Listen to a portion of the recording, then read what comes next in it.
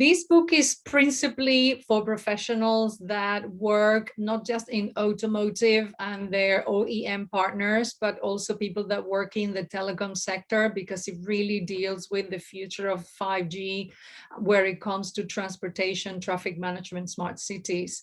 And also, I have dedicated at least, 2 good chapters of the book to people that work in marketing, because the automotive sector is one of the most fascinating sectors where it comes to branding and branding innovation and the whole concept of human-centric products. So it's also of interest to them. Obviously, it's a book that analyzes an industry in digital transformation, an industry that is at the forefront of innovation. So definitely this book is for industry analysts, for strategists that are looking at the effects of digital transformation across not just the automotive sector, but also the energy sector. And fundamentally, it's a book that entrepreneurs and people in leadership and management can learn a lot from, because the automotive industry is one that seeks innovation, that seeks leadership, that leads by example, and that has revolutionized a lot of what we today use. So yeah, the book has a very wide audience.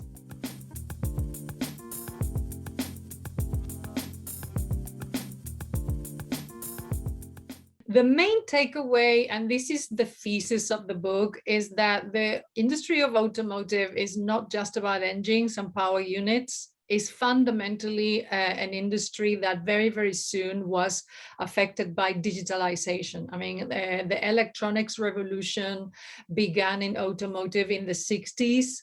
And then especially when computers came into play in the 80s and mobile networks also took place, the whole industry took a massive jump. So it's an industry that is driven by 2 fundamental things.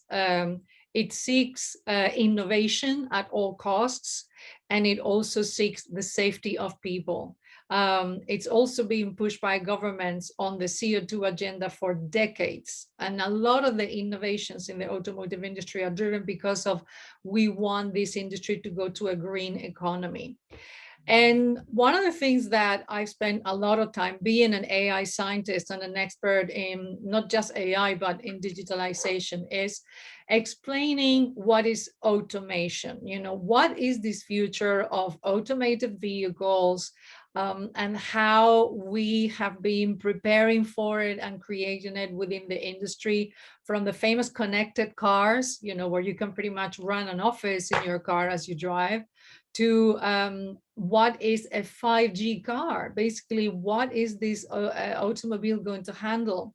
And one of the things that I like to say is that cars in the future will not just be intelligent, but will have to be smart, just like cities, just like smart living. And the concept of smart, it's something that goes beyond IQ.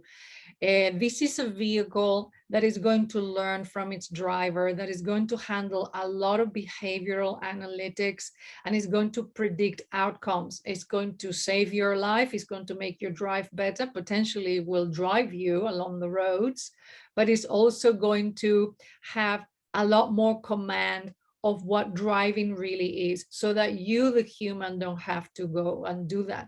It's something that we've been doing since the 80s. I mean, cars have been preventing accidents and taking over the driver since, the 80s, in which, many of the maneuverings of the car are basically automated and you have nothing to do with it. So one of the areas of the book, I deal with exactly what are all these telecommunications innovations that are going to happen because of these vehicles, communications, vehicle to vehicle, vehicle to infrastructure. This is one of the things that is going to change cities and roads. The roads are going to be sensorized, and the roads are going to allow us to manage traffic better, manage freight and the transportation of goods and services better. And in a way, is going to really deliver more value to cities, municipalities, and to people themselves. So it's a book that not only I explain from where things come from, what happened in the past, but I do a lot of predictions, which is, the thing that I do professionally.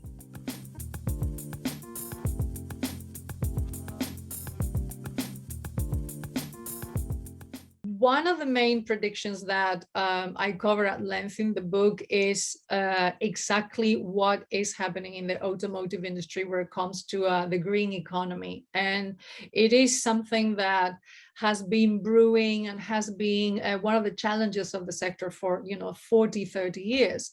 What is happening right now is that the automotive industry is creating a synchronicity with what's going on in the energy sector, which is also going through this. And what is going on for both of them is that somehow we will not eventually pay for the consumption of electricity. We will actually have a subscription to the grid, because you have companies like Enel, Italy, Endesa, E.ON in Germany that are beginning to test models by which you charge back to the grid whatever battery power you had in your car. You do that overnight so that you get a discount on your home electricity.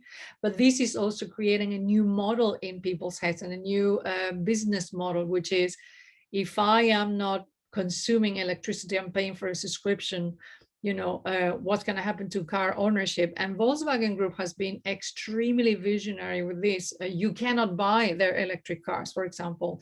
They only lease them to you. And the model is extremely straightforward. You do not own their cars, you lease them, and with that you have absolutely everything covered. Insurance, car repairs, getting a new car in 3 or 4 years after, you basically disconnect from the periphery of what it was car ownership. And this has created two models that are really disruptive. One is energy as a service.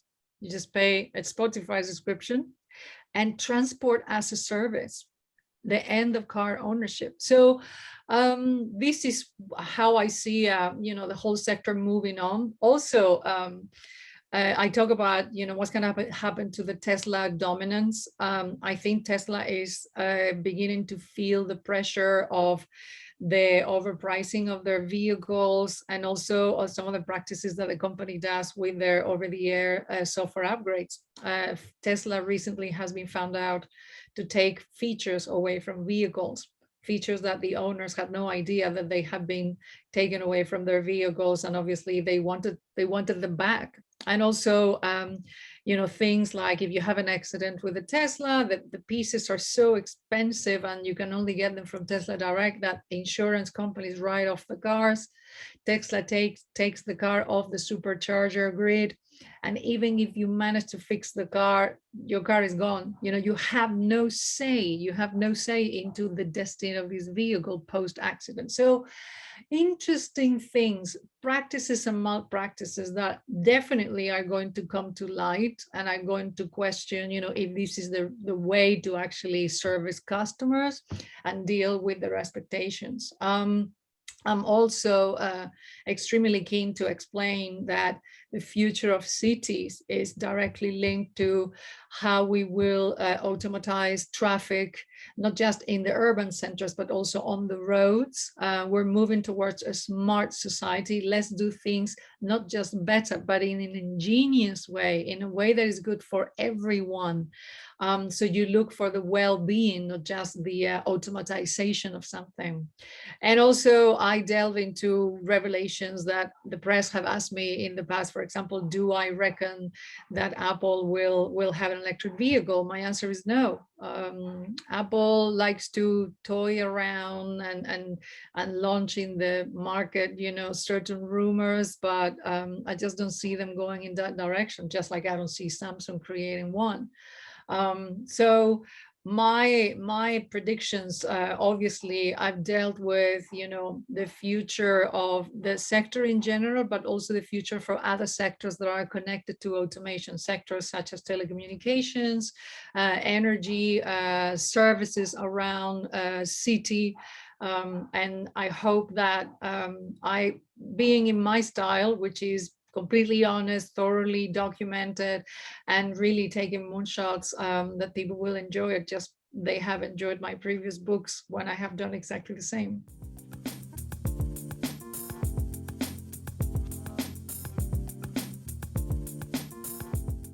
The main thing that I wanted to highlight for professionals in other sectors is that the automotive industry, since the early days, allowed disruption to happen. This was an industry obsessed with engines and power units, and then in come the electronics revolution, and you have electronic fuel ignition, goodbye carburetors. So one of the lessons that one can learn from this sector is allow others to come through your door and show you better ways that they have concocted and devised as to how they could improve your core business. And it's a mental exercise, and it's an exercise of open-mindedness that many companies are going through today, but it's something that the automotive industry has done numerous decades past. Also, this is an industry that has created incredible relationships with the R&D done at universities. The famous autonomous vehicles, these almost robotic cars that with level 3 automation will circulate, they come straight out of Stanford, Carnegie Mellon, universities in Munich, across Italy, Palermo, Turin. And the auto industry has always been very quick to establish a connection to all that R&D, all that academic innovation that was happening on campuses, as something that many other sectors can learn from, and something that I cover in depth in the book. And fundamentally, it's an industry that, just like in the space industry, how can you live with a motto of zero mistakes? When a car goes out the door, in a factory, in an assembly line, is a perfected machine, is checked to constantly. It's the state of the art of engineering, of electronics, of AI. Cars have AI for now 20 years or more, and it's put in the hands of a human. So it's something that reveals, the incredible passion, not just the prowess of its people when it comes to professional skills, but is the mentality of, you have a sense that you're creating the future, you have the sense that you're creating innovation. And I deal with it along many chapters of the book, so that I can communicate exactly what moves it, what is it that the people that work in it can share with everybody else, especially in leadership, and that blue sky thinking that this industry has always had.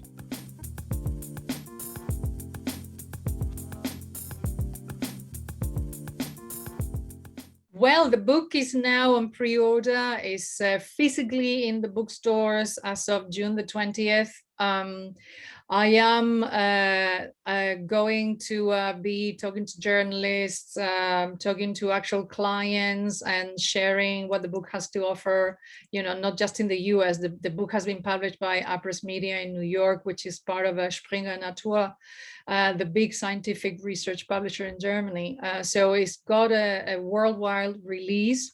And I am planning to do quite a lot of podcasts, quite a lot of Clubhouse, Instagram conversations that open to everyone that wants to listen. I'm going to be interviewing very interesting people that I had the pleasure of meeting as I was writing the book, people across the whole industry, people in autonomous vehicles, electric vehicles, really interesting individuals that I shall be delighted to introduce to all audiences, and for everyone to learn the intricacies of their work and the innovations that come out of their day-to-day. So I'm going to be very busy doing all this, and it's going to be fun. And I'm really proud. I love this industry. I love it. I have worked in it on and off since 2003. And I have never seen anything more spectacular than what it is, to create the car of the future.